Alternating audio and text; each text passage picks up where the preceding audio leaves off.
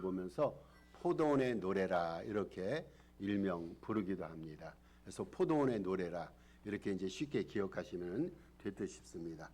어디서 이 본문을 뽑았냐면은 제목을 뽑았냐면은 1절에 이렇게 말합니다. 내가 사랑하는 자를 위하여 노래하되 사랑하는 자의 포도원을 노래하리라. 우리 하나님께서 직접 말씀하셨어요. 포도원 사랑하는 자를 위해서 포도원 노래를 하리라. 그래서 포도원 노래라 이러한 제목으로 말씀을 드려도 무방하리라 생각됩니다. 여러분 우리가 포도원을 생각할 때는 포도원은 굉장히 서정적이어야 하고 전원적이어야 하고 정서적이어야 합니다. 포도원을 보려면 우리가 간혹 가다가 방문하면은 왠지 모르게 마음이 평온해오고 따뜻해오지 않습니까? 그게 우리가 생각하고 있는 포도원의 이미지입니다. 그런데 오늘 본문에 등장하는 포도원 보니까 이 포도원 노래입니다. 이 포도원 노래의 내용이 낭만적이지가 않아요. 밝지가 않습니다. 반면에 오히려 무겁고 침울하고 어둡습니다. 우리 함께 성경 본문들을 우리가 읽었습니다마는 얼마나 무겁습니까? 보통 우리가 연상하고 상상할 수 있는 그러한 포도원의 삶이 아니고 포도원의 정황이 아니란 말이죠. 그래서 이것을 곡조로 표현하면요, 장조가 아닌 단조 노래입니다. 여러분 단조 노래, 마이얼, 메이저 곡이 있고 마이너 곡이 있는데 마이너가 되는 그러한 단조가 붙은 노래입니다. 물론 오늘 본문에 보니까 이 포도원의 주인 되시는 분은 포도원의 농부는 하나님이십니다. 하나님이시고 포도원은 이스라엘 백성들을 의미합니다. 성경에 보면 처처에서 하나님과 우리 사이를 예시를 하는데 예를 들어서 하나님은 우리의 왕이 되시면 우리는 그의 백성입니다. 하나님께서 우리의 주인이 되시면 우리는 그의 종입니다. 이런 식으로 해서 하나님과 우리 사이 관계가 지칭되고 있는 용어들이 많이 있습니다. 그런데 오늘 본문에 보니까 하나님께서는 포도원이라 라고 말씀하시고 하나님께서는 포도원 농부라 말씀하시고 이스라엘 백성들을 갖춰서 포도원이라 말합니다. 이렇게 얘기합니다. 오늘 그 본문에서도 하나님께서는요 직접 포도원의 주인이 되셔서 포도원을 조성을 하십니다. 여러분 하나님께서 포도원을 직접 만드셨어요. 이스라엘 백성을 사랑하셔서 포도원을 조성하십니다. 주로 이 지역에 보면 포도원이 어디에 조성됩니까? 산입니다. 산. 여기 가다 보면 산에 포도나무들이 많고 거기 포도원이 만들어지게 됩니다. 아마 이스라엘 백성들에게 하나님께서 포도원 농부가 되셔서 포도원을 조성하실 때 이 포도원의 터를 산으로 정하시고 오늘 본문의 산을 기름지게 하셨다 말합니다. 하나님께서 땅을 파셨어요. 여러분 어떤 삽인지 모릅니다만 하나님께서 땅을 파고 돌을 제하시고 거기에 하나님께서 어떠한 포도 열매를 심으냐면 최극상품 포도나무를 심으셨습니다. 최극상품입니다. 이어서 하나님께서는 망대를 세우셨습니다. 망을 봐야 되지 않습니까? 망대를 세우시고 그리고 포도원 주위에 울타리를 치셨습니다. 그리고 하나님께서는 술틀을 거기에 만드셨단 말이죠. 모든 것들이 하나님이 만드셨으니까 완벽하게 구비되어 있지 않겠어요? 여러분 하나님이 직접 지금 포도원을 조성하셨어요. 누구를 위해서? 사랑하는 이스라엘 백성들을 위해서. 그리고 포도원을 조성하시고 하나님이 노래를 부르시는데 그것을 일명 포도원 노래라 말합니다. 그래서 이곳에서는요 우리가 생각할 수 있는 최고의 생각이 있어요. 당연히 좋은 포도 열매가 맺어져야 됩니다. 여러분 당연하지 않습니까? 확률상으로도 그래야 됩니다. 근데 이 포도원을 누가 지으셨어요? 하나님이 지으셨어요. 그리고 극상품 포도나무를 심었습니다. 그래서 당연히 이 포도원에서는요 나쁜 포도 열매가 있을 수도 없고 있어서도 안 됩니다. 하나님도 그것을 기대하십니다.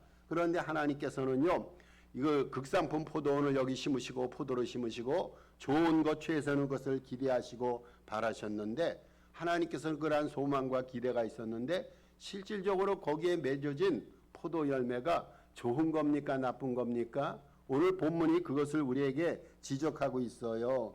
하나님께서는요 최상품 포도나무를 거기에 심으시고 하나님께서 친히 손수 포도원을 조성하셔서 거기서 최상의 열매를 기대하시고 추수의 날을 기다리시면서 하나님께서는 흐뭇한 마음으로 대기하고 계신데 실제적으로 맺어진 그 포도 열매는 극상품 포도나무가 아니었어요.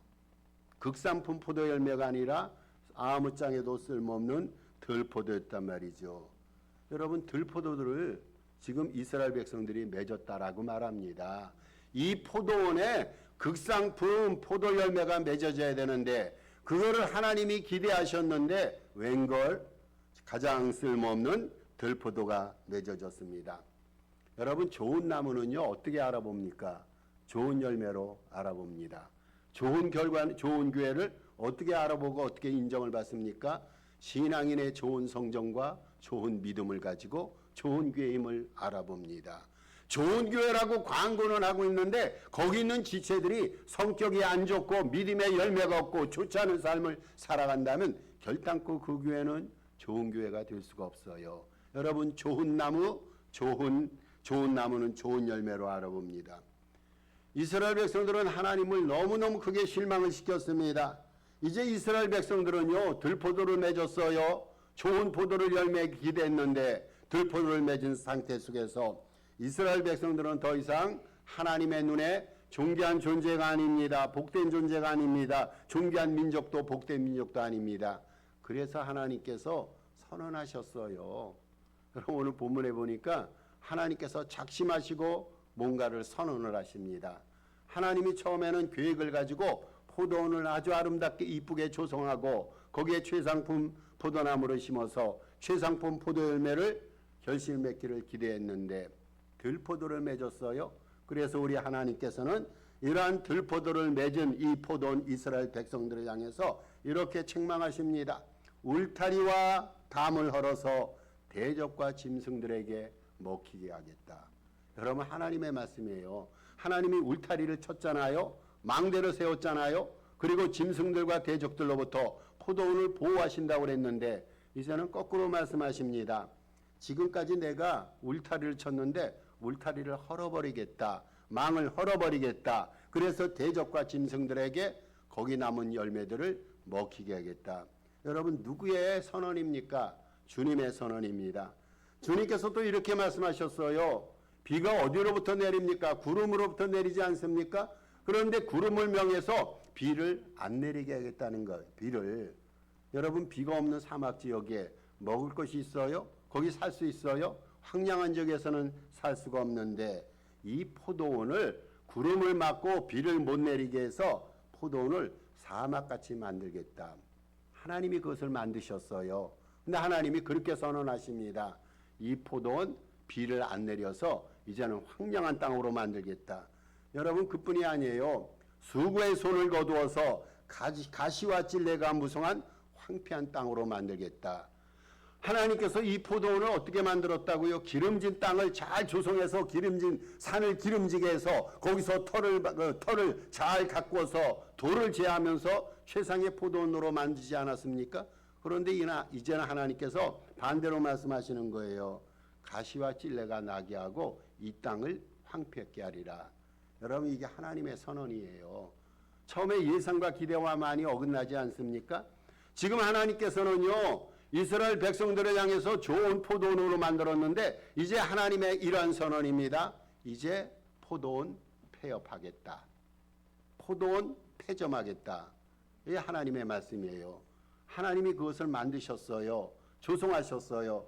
그런데 거기서 더 이상 희망이 없어요. 열매가 없어요. 하나님 선언입니다. 이제 문 닫겠다. 폐업하겠다. 폐점하겠다. 이것이 포도원을 향한 하나님의 교훈입니다. 여러분, 우리들 있잖아요. 우리들은 영적으로 아브라함의 자손들이에요. 이스라엘 백성뿐이 아니에요. 우리는 영적으로 아브라함의 자손들입니다. 우리가 몸담고 있는 교회 있잖아요. 우리가 살아가는 삶의 장막들이 있어요. 일종의 이것이 포도원입니다. 포도원. 여러분, 포도원 얘기 지금 하고 있지 않습니까? 포도원입니다. 그렇다면은요, 우리에게 주어진 삶의 숙제가 있어요. 믿음의 숙제가 있어요. 하나님이 조성하신 삶의 포도원 이 자리에서요, 우리는요, 좋은 열매를 맺어야 돼요. 나쁜 열매가 아니에요. 들포도 그런 열매 아니에요. 우리 좋은 열매 맺어야 돼요. 여러분, 교회에서도 좋은 열매가 맺어야 돼요. 삶의 자리에서도 늘상 믿음의 좋은 열매들이 늘상 맺어져야 됩니다. 요한복음 15장에 보면은요, 요한복음 15장도 포도나무의 비유입니다. 아까 말씀드렸죠. 성경은 첫째에서 포도나무 비유를 가지고 영적인 교훈을 주는데 요한복음 15장도 마찬가지예요. 예수님은 거기에 보니까 예수님은 포도나무이시고 우리는 가지에 달린, 우리는 나무에 달린 가지입니다. 여러분, 가지의 기능이 뭐예요? 가지의 기능은요, 오직 열매 맺는 거예요. 물어보겠습니다. 포도나무 가지를 갖고 집을 질 수 있습니까? 아닙니다. 포도나무 가지는요, 목재용이 될 수가 없어요. 포도나무 가지가 관상용입니까? 보면은 굉장히 멋있는 예술적인 가치를 갖고 있는 그런 나무들이 자연적으로 많이 있어요. 여러분, 근데 포도나무 가지는요, 아무것도 아니에요. 우리가 흔히 보잖아요. 포도나무 가지가 할 수 있는 유일한 일이 있어요. 포도나무 가지가 존재하는 유일한 기능이 있어요. 열매 맺는 거. 그거 한 가지밖에 없어요. 여러분, 열매 맺는 거. 그 하나님께서 바라셔서 우리를 포도나무 가지로 만드시고 예수님을 포도나무 주인으로서 우리에게 주셨단 말이죠. 만약에 열매 맺지 못하면 어떻게 될까요? 여러분, 열매 맺지 못하면 집에서도 포도나무 키우시는 분 있어요? 열매 맺지 못하면요, 첫 번째 단계 가지를 잘라버립니다. 그렇죠? 쓸모없으니까 가지 잘라버리는 거예요. 여러분, 가지 잘라진다 그래서 가지가 돈이 되고 비용이 들어갑니까? 그냥 잘라버리면 돼요. 두 번째 단계 뭡니까? 밖에 버리는 거예요. 그리고 세 번째 단계, 그 당시 이스라엘에서는요, 불에 태웁니다. 소각장으로 보낸다든지 아니면은 쓰레기 유치장으로 보낸다든지. 포도나무 가지가요, 열매를 맺지 못하면 이러한 불길한 운명에 처할 수밖에 없습니다. 주님께서 우리를 부르신 이유가 뭘까요? 왜 불렀습니까? 하나님께서 저를 목사로 왜 불렀을까요? 목회 열심히 하라고, 큰 교회 부흥시키라고. 여러분, 그건 주변적인 이유가 될 수 있지만 근본적인 이유가 아니에요. 저를 목사로 부르고 여러분을 직분자로 부르시고 믿음의 자녀로 부르신 근본 이유가 있어요. 가서 열매 맺게 하려고. 우리를 하여금 열매 맺는 제자가 되게 하라고 주님은 세상 사람들로부터 우리를 쭉 뽑아서 우리를 제자로 부르신 거예요. 요한복음 15장 15절에서 이렇게 말합니다. 내가 너희를 택하였나니, 택하여 세웠나니 이는 너희로 가서 열매 맺게 하고 또 항상 있게 하여. 왜 하나님이 우리를 부르셨다고요? 왜 하나님이 우리를 목사로, 안수집사로, 장로로, 직분자로, 산호세 동산교회 지체들로 왜 부르셨다고요? 큰 이유는요, 열매 맺게 하려고. 그게 제자임의 증거 아니에요? 우리가 주님의 제자라면 주님께서 우리에게 주신 말씀을 따라서 풍성한 열매를 맺는 거, 이게 제자됨의 근본 증거예요. 여러분, 우리는 열매 맺게 하라고 열매 맺는 자로서 부름을 받았단 말이죠. 이게 신앙생활의 의미고 목적이에요. 그런데 이스라엘은요, 여기 실패했어요. 우리들이 맺어야 될 열매가 어떤 열매일까 도대체? 성경에는 열매를 맺으라고 그러는데 이거를 조금 우리가 성경적으로 살펴보십시다. 우리가 맺어야 될 열매에는 회개 열매가 회개. 새 사람 됐잖아. 우리가 예수님 믿고 그렇잖아요. 그러면 새 사람 되온 그 증거를 보이면서 살자는 거예요. 우리 새 사람, 새 지체 아닙니까? 근데 예수 믿기 전과 똑같으면은 회개 안 했다는 거잖아요. 그렇잖아요. 하나님께서 회개를 통해서 당신의 자녀로 삼으셨는데 하나님의 자녀답게 살지 못한다면 이게 무슨 회개 열매입니까? 회개 열매는 성결하고 거룩하고 깨끗하게 살아가서 예수 믿기 이전과 회개하기 이전과 다른 삶을 살아가는 거, 그것을 말합니다. 또 여러분, 전도의 열매가 있어요. 주님이 우리에게 명하신 최고의 명령이 뭡니까? 땅끝까지 증인, 땅끝까지 복음 전하고 주님의 말씀을 때를 얻든지 못 얻든지 전함으로써 주의 불쌍한 영혼들을 구원하는 거, 이게 전도의 열매란 말이죠. 여러분, 빛의 열매가 있어요. 우리가 빛의 자녀예요. 어둠의 자녀가 더 이상 아니에요. 우리는 빛 가운데 걸어가요. 빛 대신 주님의 영광을 드러내며 주님과 함께 동행합니다. 그럼 우리의 삶 속에서도 빛이 드러나야 돼요. 우리의 말 속에서 빛이 드러나고 행동 가운데 빛이 드러나는, 이게 예수 믿는 증거고 신앙의 열매란 말이죠. 의와 평강의 열매예요. 제가 이제 이 말씀을 집중적으로 오늘 드립니다만은 우리의 삶 속에는 두려움과 염려보다는 늘 평안이 있어야 되고 늘 우리는 의로운 삶으로 가득 차 있어야 됩니다. 이러한 삶의 아름다운 모습이 우리의 삶의 여정 속에 드러나야 됩니다. 또 한 가지 열매가 있어요. 거룩의 열매입니다. 여러분, 예수 믿는 사람은요, 주님의 거룩하심처럼 우리도 거룩해야 돼요. 언어가 거룩해야 돼요. 생각이 거룩해야 돼요. 행동이 거룩해야 됩니다. 거룩잔도 하나님은 우리를 부르셨어요. 중요한 열매가 갈라디아서 5장 22절에 23절 있지 않습니까? 성령의 9가지 열매가 있어요. 사랑으로부터 시작해서 절제로 마치는 9가지 성령의 열매가 있어요. 여러분 부디 제발 이 성령의 열매를 맺으며 신앙생활 하십시다. 이러한 열매를 맺으라고 주님이 우리를 불러주셨어요. 또 한 가지 열매가 있어요. 여러분 입술의 열매라고 있습니다. 입술의 열매는 찬양입니다. 예수를 제대로 믿는 사람은요, 어려운 환경 속에서도 하나님을 향한 새 노래 찬송이 나옵니다. 언제든지 하나님을 향해서 입술의 찬미, 입술의 고백과 입술의 열매가 찬양을 통해서 드러난단 말이죠. 저는 우리 산호세 동산교회들이 뭐 외적으로 보이는 어떤 큰 업적과 공적을 쌓아서 세상 사람들 앞에 보란듯이 신앙생활하기보다는 이러한 신앙의 열매들을 아름답게 맺으면서 하나님의 제자임을 하나님과 세상 사람들 앞에 천명하고 선포하는 그러한 역사가 있기를 바랍니다. 이게 우리가 맺어야 될 열매들이에요.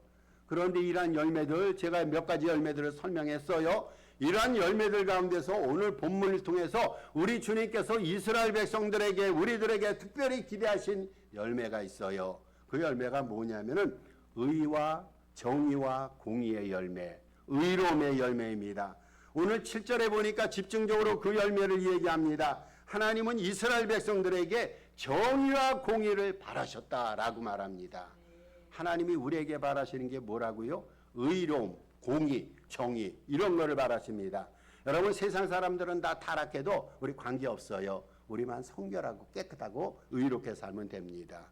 뭐 세상 사람들 따라갈 이유도 없고 따라가서도 안 됩니다. 세상의 사조가 이렇기 때문에 다수가 그 길을 걸어가기 때문에 나도 편승해서 걸어가겠다. 이게 믿는 자의 삶의 자세가 아니란 말이죠. 우리 주님께서 우리에게 요구하시는 것은요, 정의입니다. 그리고 공의입니다. 이게 본문에서 우리가 맺어야 될 열매예요. 근데 이스라엘 백성들은요, 공의와 정의롭게 살지 못하고 어떻게 살았다고 말합니까? 오늘 본문에 보니까요, 하나님께서 바라시는 것은 공의와 정의였는데 이스라엘 백성들에게서는요, 포악과 원망의 부르짖음이 그치지 않았어요. 저들은 포악했다고 말합니다. 그러니까 포악하다 보니까 마음속에 원망이 가득 찬 거예요. 원망과 포악이 당시 이스라엘의 삶이었어요. 여러분 포악과 부르짖음, 오늘 본문에 나오는 이 포악과 부르짖음이 이게 들포도예요. 이게 들포도. 정의와 의로움이 극상품 포도예요. 우리가 극상품 포도를 맺어야 되잖아요. 근데 이스라엘 백성들은요, 거기에 반대되는 포악과 원망과 그리고 압제 이런 것들의 들포도를 맺음으로써 우리 하나님으로부터 심판을 받았습니다. 그 당시에 이스라엘 기득권층들은요, 이스라엘 지도자들은요, 정의와 공의를 행하지 않았어요.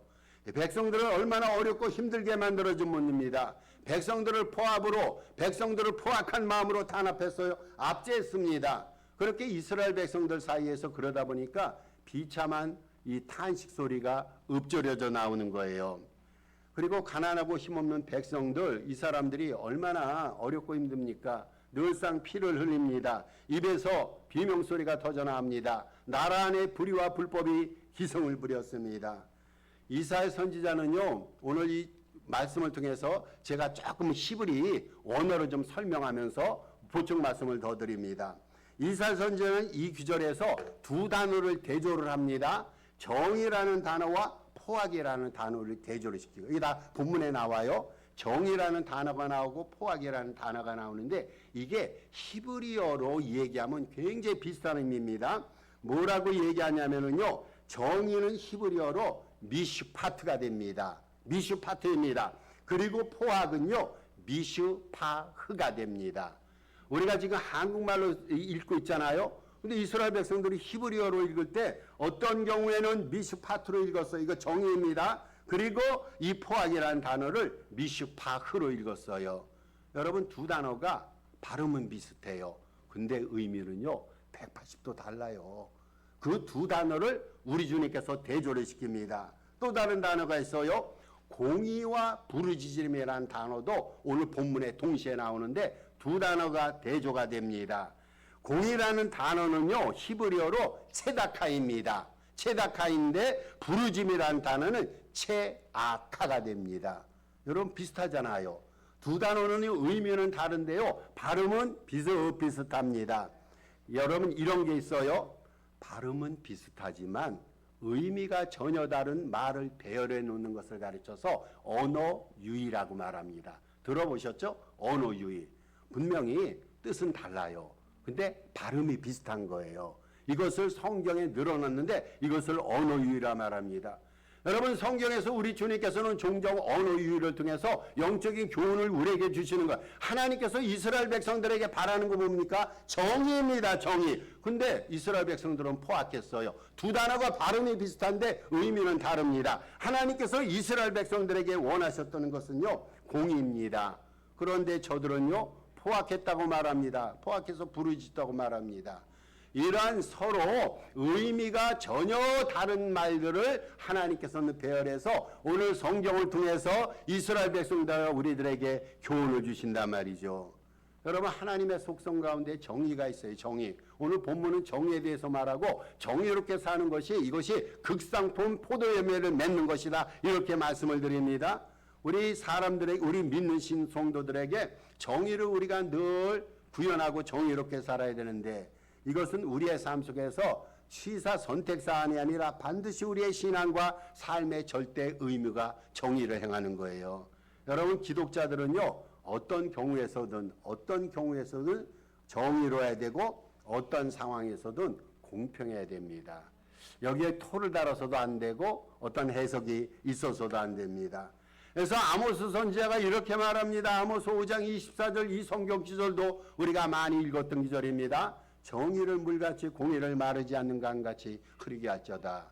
굉장히 이 성경 기절이 시적이지 않습니까? 물을 가지고 영적인 교훈과 표현을 하는데 정의를 물같이 흐르게 하라. 공의를 마르지 않은 강물 큰 하수처럼 흐르게 할지니라 말합니다. 여러분 어떻게 우리가 공의를 행하고 정의롭게 살 수 있을까요? 정의를 이루는 세 가지 규범이 있어요.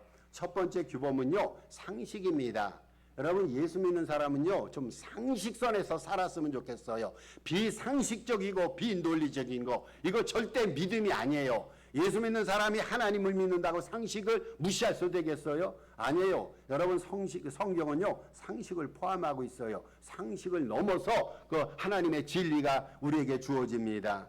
상식선에서 살아야 됩니다. 상식이란 사회의 구성원들이 당연한 것으로 여겨 공유하는 가치관, 일반적인 견해, 판단력, 사리 분별을 말합니다. 여러분 이게 상식이에요. 근데요 우리가 조심할 것이 있어요. 이 상식이란 것은요 시대와 문화와 민족에 따라서 상대적이에요. 상대적. 이 자리에서는 상식적인 건데 다른 지역에서는 비상식적인 것들이 있습니다. 우리가 상식을 따라야 됩니다만은 상식은 절대 진리가 아닙니다. 두 번째 규범이 있어요. 양심입니다. 여러분 우리가 양심적으로 살아야 되잖아요. 예수 믿는 사람이 비양심 그거 있을 수 없어요. 무조건 우리는 양심을 지켜야 되고 상식선에서 살아야 됩니다. 양심이 뭡니까?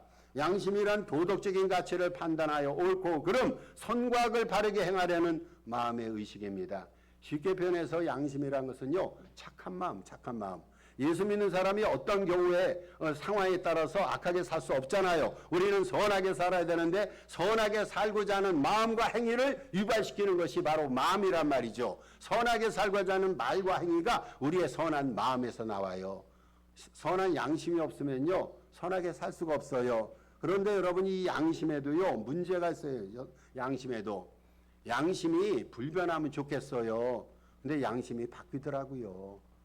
양심이 좋은 양심이었는데 어떤 게 양심이 나쁜 양심으로 바뀌더라고요. 왜 그렇습니까? 여러분 이 양심이란 것이 죄에 계속 노출이 되잖아요. 양심이 죄에 노출이 되면요 양심이 불량해집니다. 그렇죠? 계속 죄를 짓다 보면요 양심이 기능이 마비되면서 불량해집니다. 그리고 양심이 무디어지게 됩니다. 양심이 여러분 첨예하게 기능화해야 되잖아요. 근데 계속 죄를 짓다 보면요 양심이 무디어집니다. 그리고 양심이 굳어집니다. 양심이 굳어져요. 양심이 굳어지니까 양심이 기능을 못해요. 그리고 더 나아가서는요 계속 죄의 양심이 노출되다 보면요 성경적 표현이에요. 양심이 화인을 맞게 됩니다. 양심이 불에 타 없어집니다. 여러분 양심이 사라진 자들 많이 있어요. 양심껏 살았는데 양심이 기능하지 못하고 양심이 불에탄 채 사라지는 경우가 있습니다. 세 번째, 그래서 제일 중요한 것이 있어요. 제일 중요한 것은, 절대 규범의 제일 중요한 것은 하나님의 말씀입니다. 말씀은 절대 진리 아닙니까? 말씀은 절대 기준 아닙니까? 피조 세계의 모든 것은 다 변하게 돼 있어요. 여러분, 땅에 있는 모든 것들은 썩고 부패하고 사라집니다. 그런데 하나님의 말씀은요, 영원 전부터 영원까지 변함이 없습니다. 변함이 없어서 우리가 하나님의 말씀을 믿잖아요. 3,500년 전의 말씀이 오늘 우리에게도 진리란 말이죠. 관순과 문화에 따라서 말씀이 바뀌지 않는단 말이죠. 그래서 시편 119편, 160편 저자가 이렇게 말합니다. 주의 말씀의 강령은 진리오니 주의 의로운 모든 규례가 그 다음 뭐라고요? 영원하리로다. 여러분, 하나님 말씀만이 영원합니다. 세상 것 다 사라져요. 세상 것들도 다 부패합니다. 그런데 하나님의 규례만이 영원하다라고 성경은 말합니다. 우리 기독자들은요, 이렇게 믿었으면 좋겠어요. 자기 느낌대로 안 믿었으면 좋겠어요.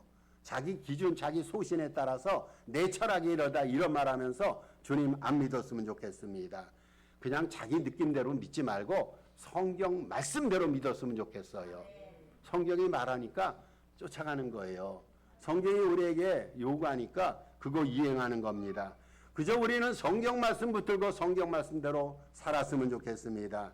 여러분, 뭐가 정의일까요? 뭐가 정의냐면요, 하나님의 말씀을 지키는 게 정의예요. 달리 정의 아니에요. 하나님 말씀대로 살아가면 그게 의롭게 사는 것이고 그게 공정한 삶이란 말이죠.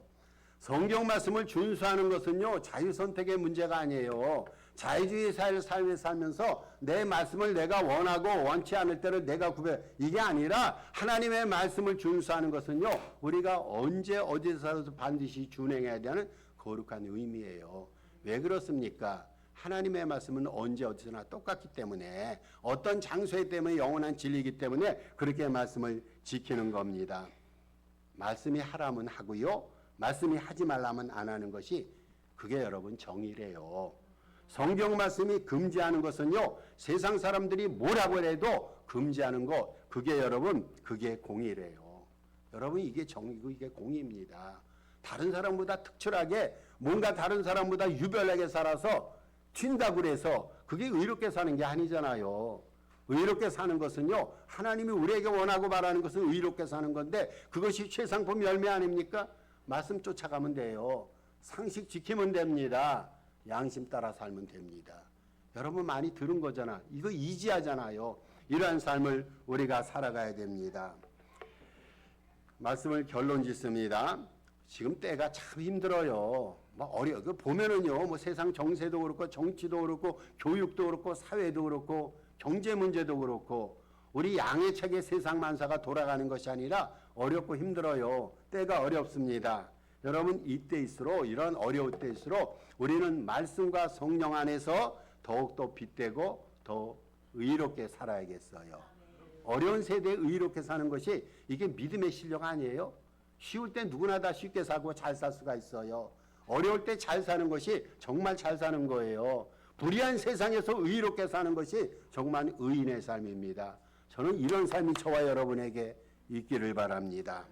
좋고 아름다운 의의 열매를 맺어서 우리 주님을 기쁘시게 하고 우리의 생도 존귀케 되며 무엇보다도 주님의 영광을 크게 드러내는 우리 산호세 동산교회 지체되기를 주님의 이름으로 축복합니다. 우리 주신 말씀 생각하고 2월 중에 기도 제목이 있습니다. 합심해서 한 2분 정도 기도